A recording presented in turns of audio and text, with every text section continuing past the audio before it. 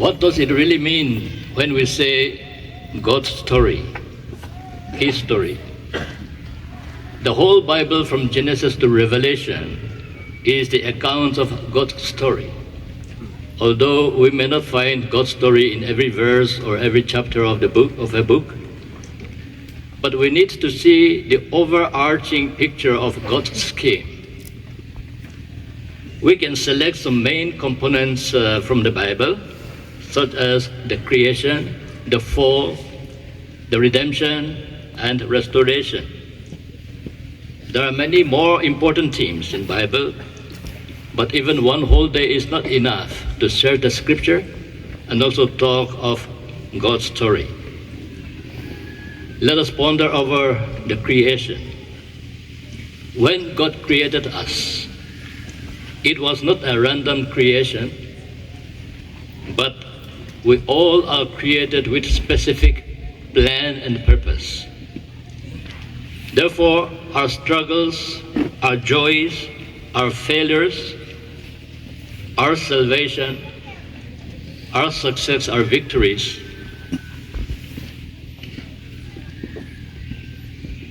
are all integrated into God's story, and we find the meaning of our life in that divine story. Let me take the illustration of a movie. In a movie or a play, there used to be a director. The director will bring out all the ideas, the whole ideas of the movie. Then he shall plan the sequences and write all the scripts. And after that, he will look out for actors to fill the characters. The whole universe, from the time of creation till today, and the future which is yet to follow, are all like a drama God has meticulously planned. Therefore, we are not here by accident or without purpose.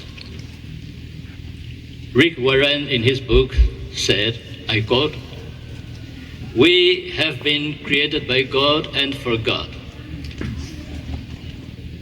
And until we understand this, our lives will never make sense.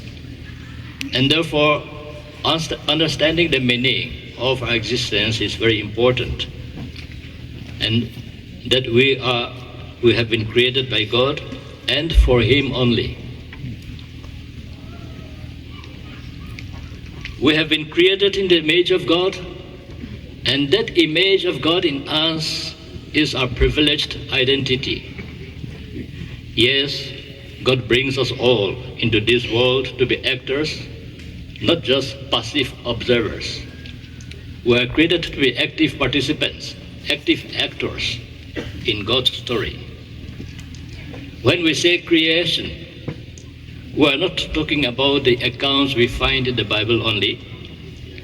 We have unrecorded activity of God, which has been going continuously. In John chapter 5, verse 17, Jesus said, "My Father is working still, and I am working."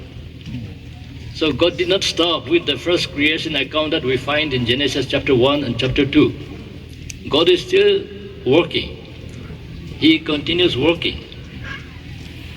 And Jesus said,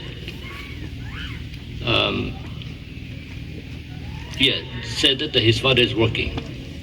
In Colossians chapter 1, verse 17, we find that Christ Jesus is before all things, and in Him all things hold together. This gives a picture that Jesus Christ is holding the whole universe, including every one of us. Therefore, everything runs in smooth order. Consider the planets in the firmament. We read about the planets. They are moving around the sun in their orbit.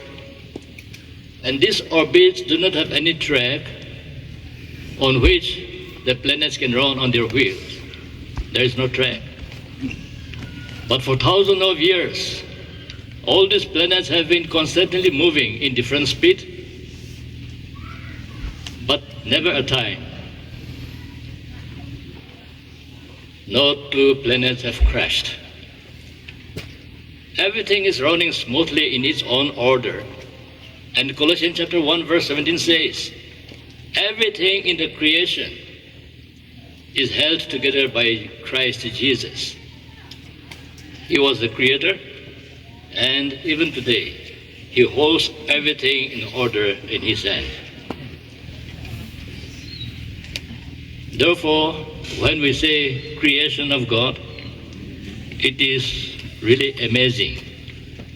The God we believe and serve is a living personal God, unlike many other lifeless idol gods of religions. Therefore, his relationship with us also is very personal. At one time, Jesus said that God knows even the fall of a sparrow, and said that we human beings are much more precious and serious to God. And therefore, he cares for us individually, as a community. He cares for every individual, so much so that even the number of our hairs are known to God. Really amazing. If God were to count the hairs on our head, he would take the least time to count my hairs. But he knows everything. He knows everyone in the minutest detail. We are never on our own. He is creating anew even today. Therefore, his story is our story. Now, concerning the fall, when God created the universe, he created everything good and so perfect. So at the end of his creation, he saw that everything was so good. But we know the story how sin entered the world through Adam and Eve. Ever since then,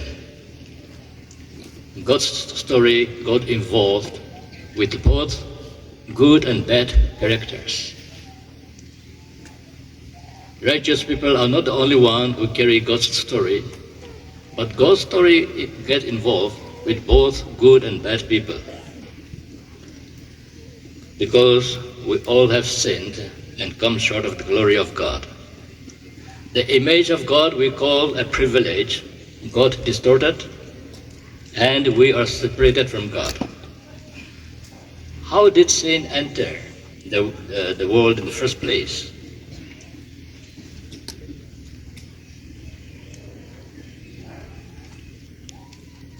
By the choice Adam and Eve made. Even today we sin against God by the choices we make. And therefore, living the story of God is very important for us to be cautious all the time, to know who God is. Refusing God, we try to be the author of our own lives. Therefore, sin and sinners also became part of God's story. And then the redemption. This is the most beautiful part of God's story that offers hope and joy to humankind. God is never transient. Sitting in a distant high, looking down to see what is happening in the world. He is not a transient God. He is very much personally involved in his creation, in human affairs, particularly sinful human beings.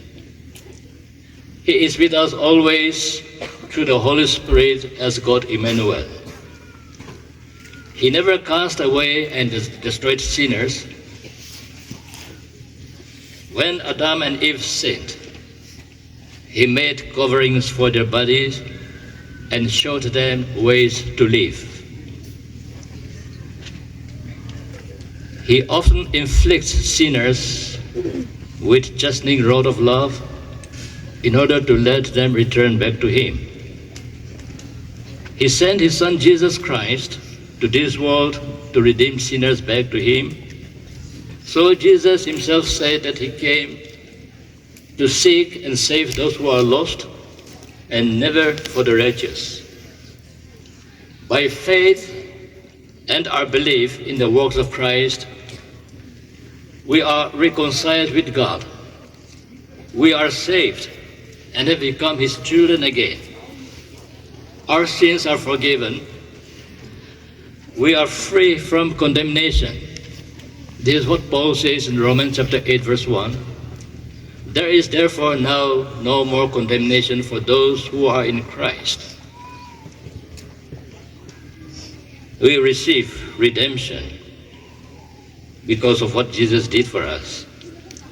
We receive eternal life. The distorted image caused by sin is restored again in Christ. In Jesus, God's story and our story are merged together. All that have been happening in the past, happening now, and will be happening in God's story is towards restoration of his creation that has been badly affected by sin. A day will come when God will wrap up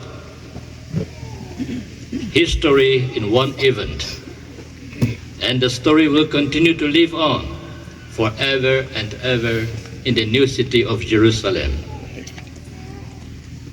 Now consider, I want to shift to another point now. We have been talking about God's story as we find in the scriptures. We say God's story is our story. It is logical to say also our story is God's story. If God's story is our story also must be God's story. Against this logical statement, I'm asking these questions. Is your life writing God's story? How have you been? Or how are you living your life? In this consideration, we have to see the essential characters of God. That he is holy, he is just, he is loving, forgiving, merciful, truthful, and faithful. Even today, we are just celebrating his faithfulness over the past 75 years.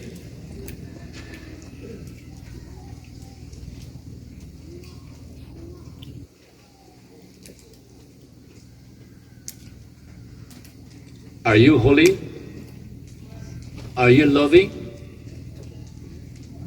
Or do you find sometimes difficult to forgive other people? Are you truthful all the time? These are some questions that we can check ourselves.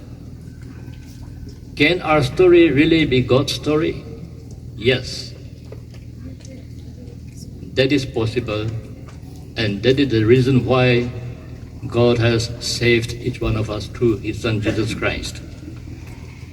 This is what God is expecting from every one of us, that we should make our story God's story. Because of our new creation in Christ, we are a people different from others who are outside of Christ. God wants us to conform to his characters. Therefore he says, "You must be holy because I am holy." God wants us to write his story. So he said, "Be holy because I am holy." In John chapter 8:12, Jesus claimed that he is the light of the world. He said, "I am the light of the world." Again in Matthew chapter 5, verse 14 to 16, he said, "You are the light of the world." Not only Jesus is the light of the world, but he wants us also to be light of the world. And so he said, "Let your light shine before others, so that they may see your good works and give glory to your Father in heaven."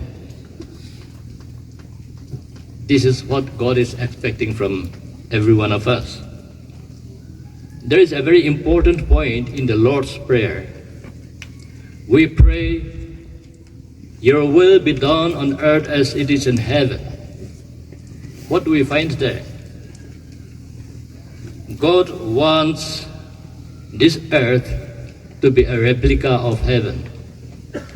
What is happening in heaven, God wants it to happen here on earth also. And this is our calling. That as light of the world, we should be some agents to transform this sin-sick world into a kingdom of God.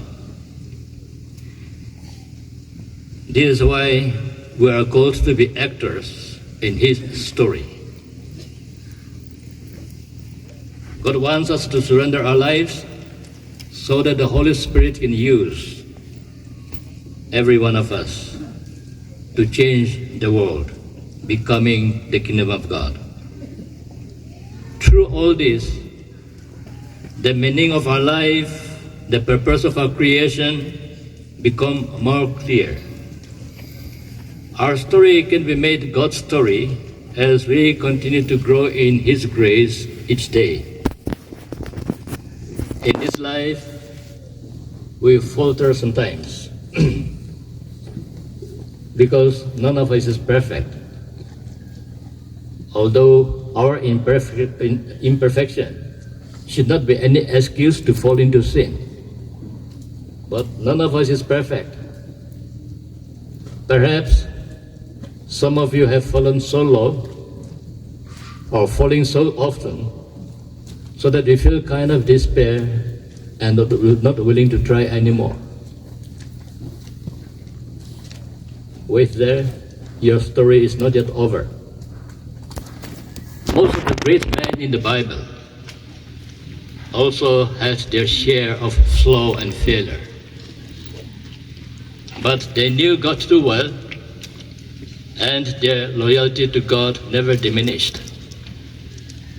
So they always looked for ways to amend their relationship with God and work harder. If any one of you is experiencing a down moment, just raise your hands to Jesus to pull you high up. Ask for forgiveness, mercy, and help. He can help you write bigger story of God. The power of the Holy Spirit can help you write better story of yourself, to define you better.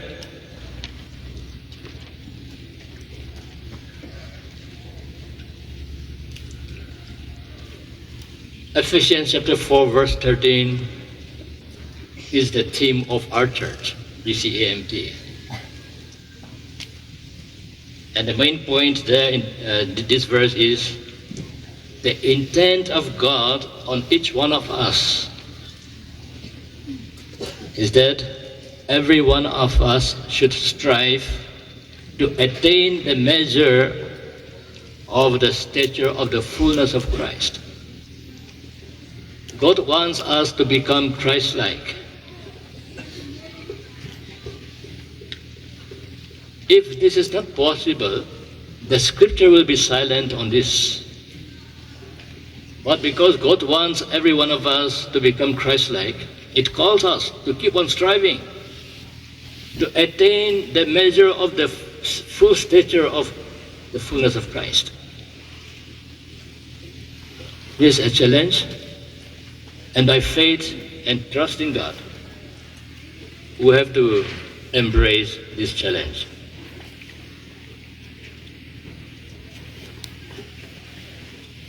What a privilege it is